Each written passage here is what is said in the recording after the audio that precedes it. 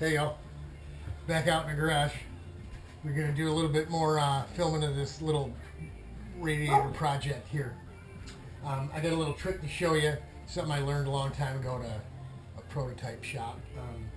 Doesn't come into play all the time, but it's going to come into play here. Let me run you through this real quick, what we're going to do. Get my close glasses on here. We went ahead and pop riveted these little retainers on. What I'm going to do to hold it down is I got a little locking collar, 3/4 inch locking collar, and we'll drill and tap into the locking collar, put a piece of flat stock, aluminum stock across here, and then this will go on here, and that'll hold it down. We can't really do that yet because, as you see, when you move this aluminum, that the span's going to change, so we may have to put a little slot in it or something. But we'll work on that in a little bit. What I want to show you here is what I did with this stuff here, the truck bed stuff. I told you I was going to pop circles in them, you know, and then drill through to countersink the head of the pop rivets. So, got one more pop rivet to put in here.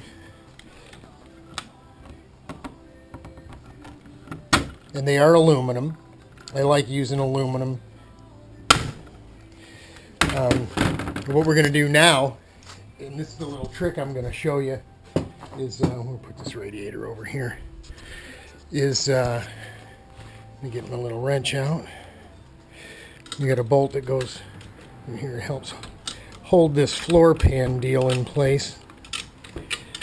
It's a carriage bolt, so it's got a square lock to the head underneath, you know. Come on, Bubby. Let's pop our little Zeus fasteners off. Over here, like so. Right on the floor. We don't care. Right, bing, bang, boom. That's done and gone. Okay, then we'll, wrong pocket. The old wrench going here, a little more. And we're going to take this floor tray off.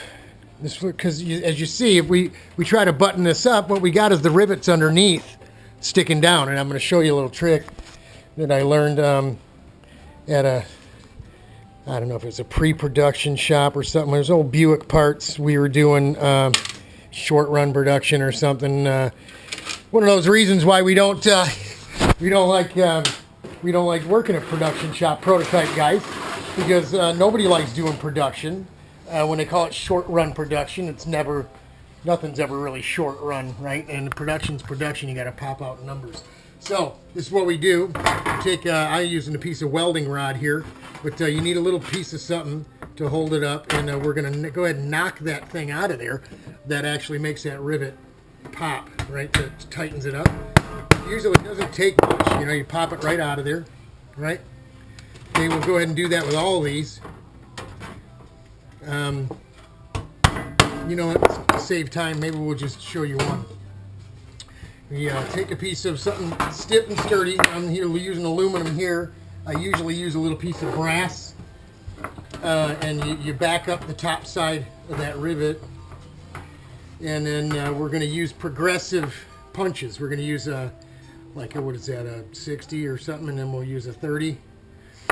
Okay, and we'll what we're going to do is we're going to peen this thing over. So we'll start here. We get it going.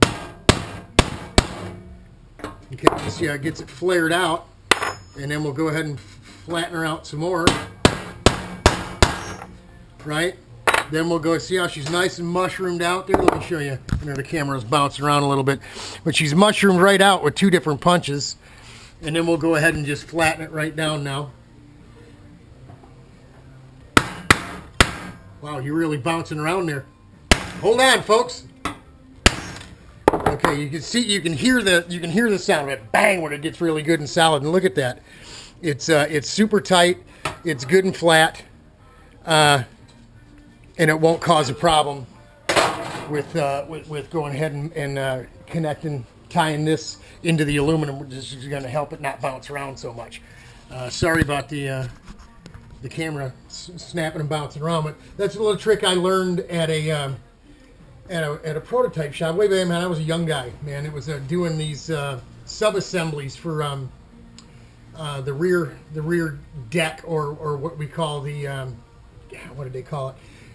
There where you put your speakers in your back window of your car, right? That little deck up there above the seat back. Underneath all the trim and the stuff you fluff and stuff you see on the interior is some metal sub-assemblies, and some of them got riveted together back then, and they had the production line actually had a gun that would set the rivet and then flatten it like this.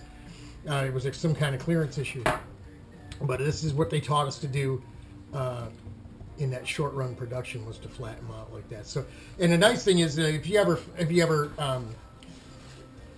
rivet two pieces of aluminum together or fiberglass or something, you know, after a while, especially on a go-kart, they get loose, and you can always tighten them up like this instead of having to drill them out and replace them and stuff. If you can remove the piece, it's a lot easier than trying to hammer and dolly like an old body man. You know, you can do it that way too. But that's just a little trick, a little tip, how to get zero tolerance there, zero clearance. So we'll go ahead and finish this stuff up. I wanted to show you how we go ahead and pop the holes in here. Let me get this piece. We're going to put on the top of the radiator here, right? I told you we're going to put a piece of stock across here to that locking collar that'll be drilled and tapped. So that's how we'll hold it on here. But on this end, we'll probably pop rivet. So what we're going to do, and like I said, it's just temporary, right, to get us through the day. This is the gizmo I used to cut these holes in the vibration resistant stuff. As you can see, here they are. I just stuck them all on here as I'm cutting them out. We'll use 2 rivets probably on here, so we'll just guess from the center. You know, we'll just eyeball this. Let's get our up-close glasses on. Safety first, right? Our little safety. But kind of in the middle, right, as best we can. And we'll put 2 of them on there, and you just... And, oops, sorry about that. Hey, watch it. You'll poke your eye out, kid. Get the old dental pick, and we'll just pull that little circle right out of there. And that Scotch glue works pretty darn good. It's stuck pretty good. So we'll put 2 of those in there, and those will, in fact, give us relief and clearance to countersink the head of that rivet in there. So once we pop this, we'll go ahead and we'll get the auto punch, right, and we'll center punch the middle of there. We'll go ahead and drill it for rivet size 3/16, and we'll put 2 of those in there.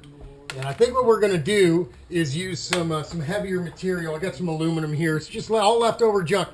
The 3/4 inch locking collar I had to buy it at a hardware store because I didn't have. I had every size in the trailer but 3/4. And that thing there costs $8. Can you believe that? What's highway robbery? $8. You usually buy like 3 of them for that much. But that's really all the money I've got into this whole project. This is just aluminum I've got laying around that we're working on getting all this stuff fixed up to go testing. And the last thing we're going to do, and I'll bring you that in another clip, is get these mounts that hold up the nose above my feet. Above the old radiator, right? The old radiator mount. Remember, they got to be 12 inches off the top of that tube. We'll end up using these. I found these out in the trailer. I got 2 of these clamps, right? Little aluminum clamps. I bought some round stock. It was already drilled, tapped here, so we'll use some round stock in here. And it's aluminum. You know, we're gonna do the best we can to keep this stuff light, but this goes in about yay far, and then. We'll do whatever we got to do to cut this thing off and taper it, you know, and we might even bond it right to here, or we'll try testing to see if we can bend a 180 in this aluminum so it runs right over on next to itself, and then we can drill and tap down the middle of it and bolt it on here. Remember, this is all temporary stuff, right? We got to get through an 8-hour day. We did a lot of, me and Rich worked a lot in prototypes doing aluminum and plastic, we call rivet bond, where you use glue and rivets to glue sub-assemblies and panels together. Actually, we did a BMW car a prototype. The whole car was plastic. The body, the doors. I think the doors actually went down into the rocker panel. Rocker panel was like really tall. It was like 2 feet tall, and the door was 2 feet tall, and it was actually a full-time convertible. It didn't even have a rag top or a removable hard top. I can't even remember what the model of the BMW was. It was a long time ago. But we did all the body panels for this car out of plastic, and that car was literally glued together with some of the sub-assemblies inside the panels glued and riveted. And I've actually done some restoration of some old vintage race cars with aluminum tubs that are done the same way. That's where some of this, the riveting, tightening up the rivets come in handy, smashing them like that. And of course, when you use glue and rivets, man, super strong stuff. And that's what they used to build Indy cars out of back in the day, right? 70s and right up until Penske and that McLaren and Johnny Rutherford changed everything, didn't they? The ground effect and all that stuff. And that's where we're at. Well, I'm going to go ahead and get this stuff going. Once I get the drilling and tapping and all that stuff done, I won't really make the length or the hole in there for that clamp on the top until I can get the nose back on, get the cart on the ground, and get the angle of the nose set. And we'll make sure we put that stuff in the right place and get that thing locked down. But that's what we're doing. We're out here messing around. I'll get you a little bit more video in a while. Godspeed.